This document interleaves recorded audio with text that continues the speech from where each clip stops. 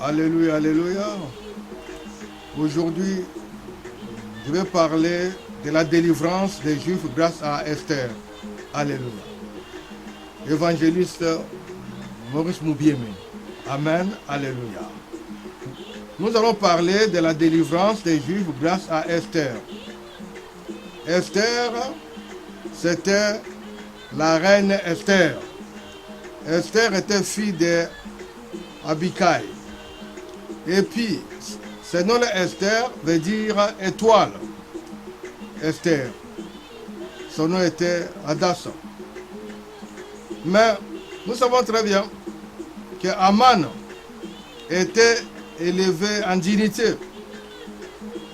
Tous les serviteurs du roi qui se tenaient à la porte du roi fléchissaient les genoux et se prosternaient devant Aman, car tel était l'ordre du roi à son égard. Mais Mardoché, alléluia, Mardoché ne fléchissait pas les genoux. Mardoché ne fléchissait point devant Aman. On avait écrit des lettres et scellées avec l'anneau du roi, qu'on puisse tuer tous les Juifs, jeunes et vieux, petits enfants et femmes, à un seul jour. Esther, informée du complot d'Aman, Aman était contre les Juifs, parce que Esther aussi était juive, mais son oncle Mardoché lui avait dit de ne dire à personne. Alléluia. Mais aujourd'hui, nous allons parler de la délivrance des Juifs. Car Aman était ennemi de tous les Juifs. Aman avait formé le projet de faire mourir tous les Juifs. Aman avait formé le projet de les faire périr. Et il avait jeté le pire, c'est-à-dire le sort, afin de le tuer et de les détruire. Mais Esther s'était présentée devant le roi. Alléluia. Prenons tout d'abord aussi Esther 4, versets 1 à 9. À ce moment-là aussi, le roi était Assyrus,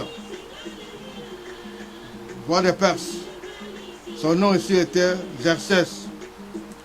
Xerxès, il régna de 486 à 465 avant Jésus-Christ. Prenons Esther, chapitre 4. Nous allons lire Esther, chapitre 4, versets 1 à 9. Alléluia. J'ai lu au nom du Seigneur Jésus-Christ de Nazareth. Esther, chapitre 4, verset 1 à 9. Mardoché, ayant appris tout ce qui se passait, déchira ses vêtements et s'enveloppa d'un sac et se couvrit de cendres.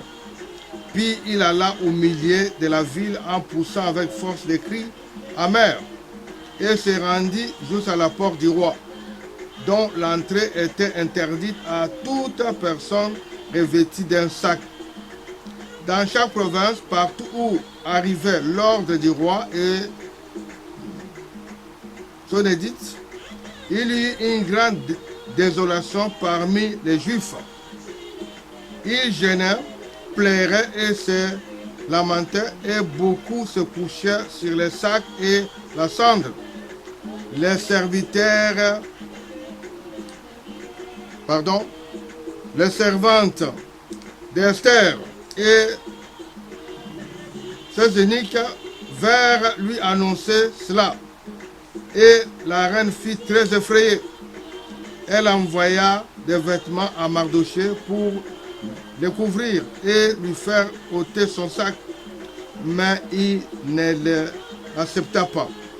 Alors Esther appela Hathach, l'un des eunuques que le roi avait placé auprès d'elle, et elle les chargea d'aller demander à Mardochée ce qui s'était passé et pourquoi il agissait ainsi. Hathach se rendit vers Mardochée sur la place de la ville, devant la porte du roi. Et Mardochée lui raconta tout ce qui lui était arrivé et lui indiqua la somme d'argent qu'Aman avait promis de livrer au trésor du roi en retour du massacre des Juifs. Il lui donna aussi une copie de l'édit publié dans Zus en vue de leur destruction, afin qu'il les montre à Esther et lui fasse tout connaître. Et il ordonna qu'Esther se rende chez le roi pour lui demander grâce et l'implorer en faveur de son peuple. Hathach vint rapporter à Esther les paroles de Mardochée. Alléluia. Prenons encore Esther, chapitre 4, versets 10 à 17. Nous lisons au nom du Seigneur Jésus-Christ de Nazareth. Esther, chapitre 4, versets 10 à 17. Esther chargea Hathach d'aller dire à Mardochée: tous les serviteurs du roi et les peuples des provinces du roi savent qu'il existe une loi prescrivant la peine de mort contre quiconque, homme ou femme, entre chez le roi dans la cour intérieure, sans avoir été appelé. Celui-là, seul à la vie sauve, à qui le roi tend le sceptre d'or. Et moi, je n'ai point été appelé auprès du roi depuis 30 jours. Lorsque les paroles d'Esther eurent été rapportées à Mardochée, Mardochée fit répondre à Esther: ne t'imagine pas que tu échapperas seul d'entre tous les Juifs parce que tu es dans la maison du roi. Car si tu t'étais maintenant, le secours et la délivrance surgiront d'autre part pour les Juifs, et toi et la maison de ton père, vous périrez. Et qui sait si ce n'est pas pour un temps comme celui-ci que tu es parvenu à la royauté. Alléluia. Esther envoya dire à Mardochée: va, rassemble tous les Juifs qui se trouvent à Zus et jeûnez pour moi sans manger ni boire pendant 3 jours, ni la nuit, ni les jours. Moi aussi, je jeûnerai de même avec mes servantes, puis j'entrerai chez le roi malgré la loi. Et si je dois périr, je périrai. Mardochée s'en alla et fit tout ce qu'Esther lui avait ordonné. Alléluia. Alléluia.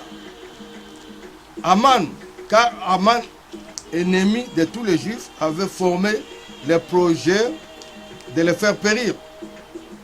Et il avait jeté le pire, c'est-à-dire les sorts, afin de les tuer et de les détruire.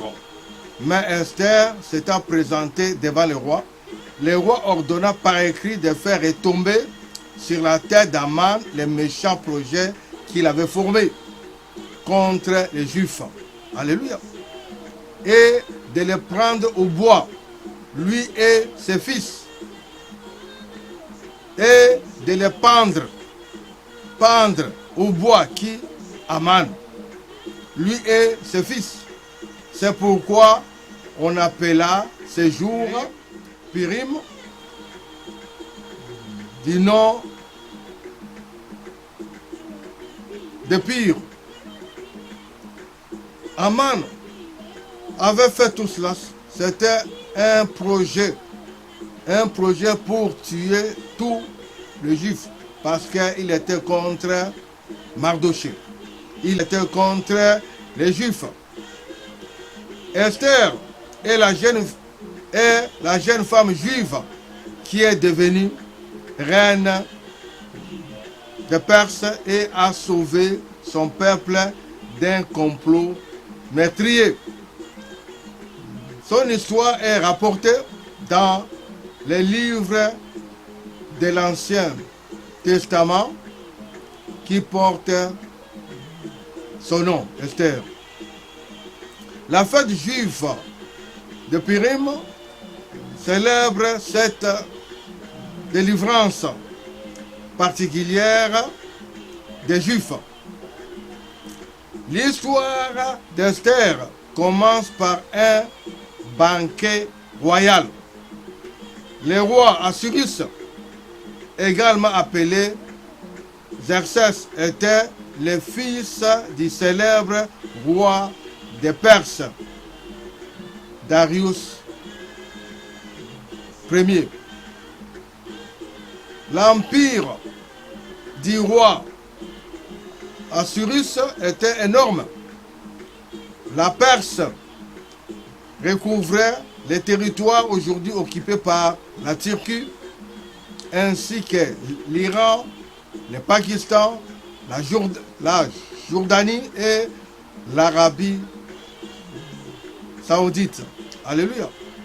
Prenons Esther 1, nous lisons de 10 à 11 au nom du Seigneur Jésus-Christ de Nazareth. Esther, chapitre 1, versets 10 à 11. Nous lisons au nom du Seigneur Jésus-Christ de Nazareth. Le 7e jour, comme le cœur du roi était réjoui par le vin, il ordonna à Meuman, Bilsta, Arbona, Bigta,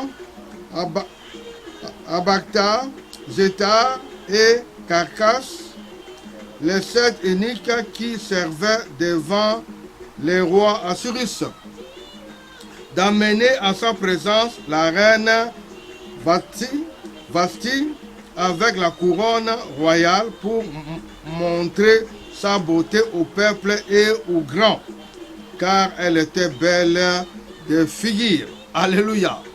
Mais la reine Vasti refusa de venir. On peut voir ça même aussi, Esther 1:12.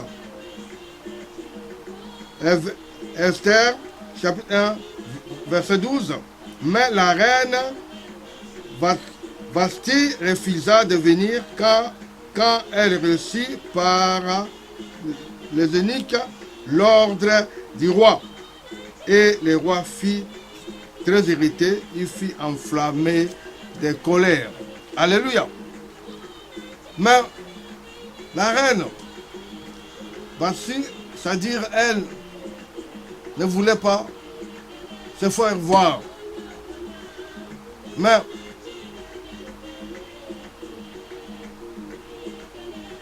je ne sais même pas pourquoi les rois voulaient toujours aussi faire montrer aux gens.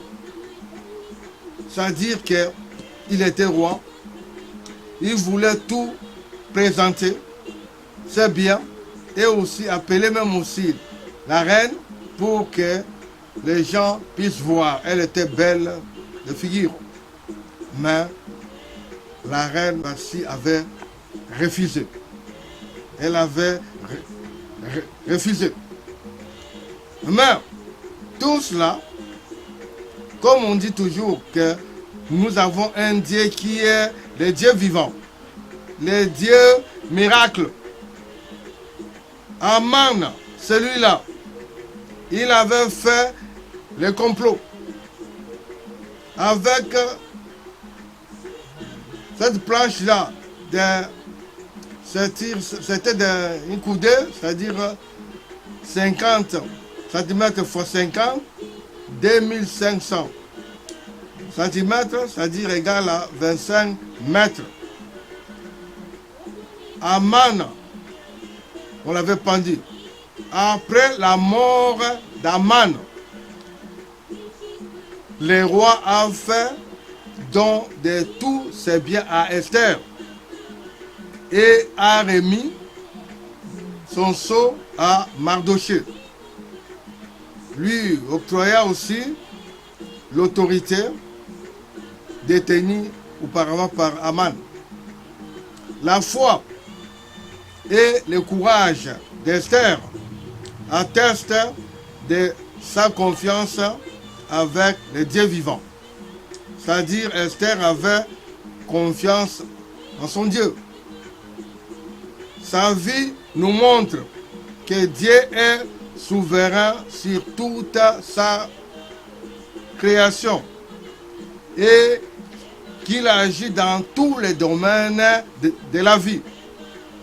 Nous avons un Dieu vivant. Nous avons notre Dieu, il est toujours présent.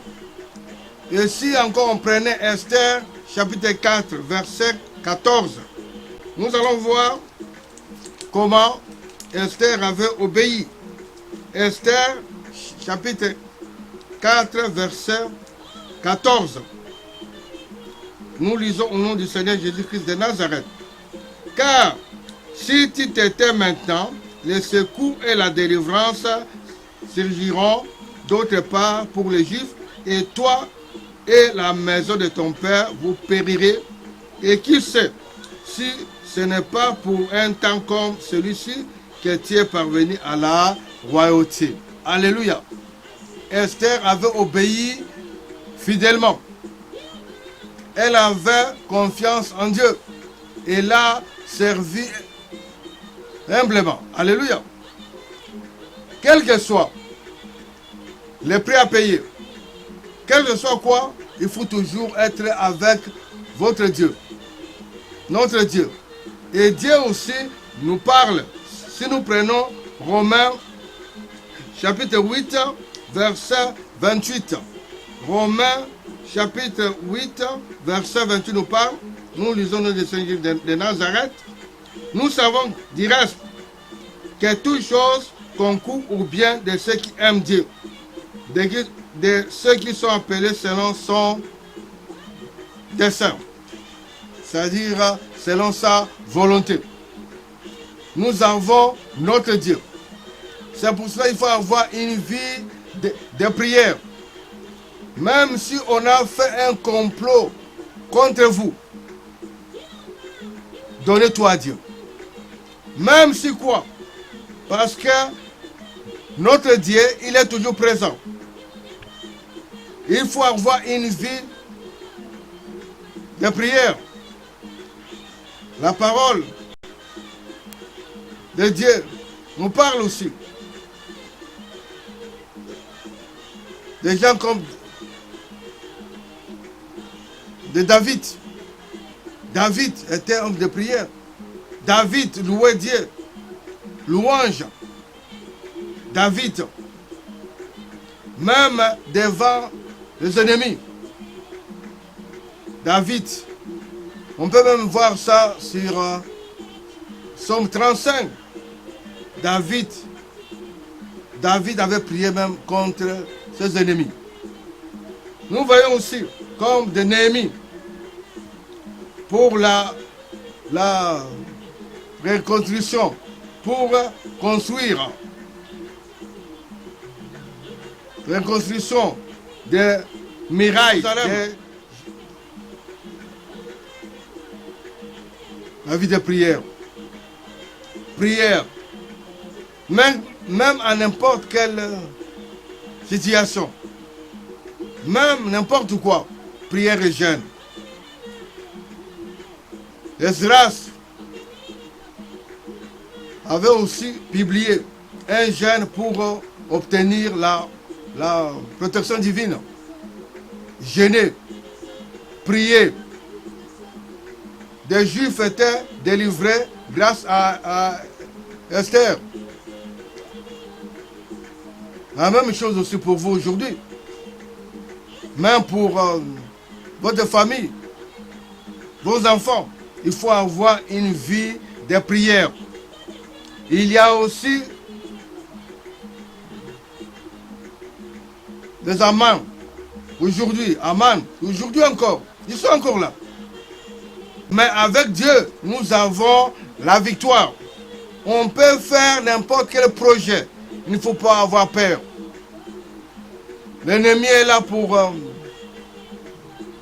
faire peur. Il est là pour tout changer.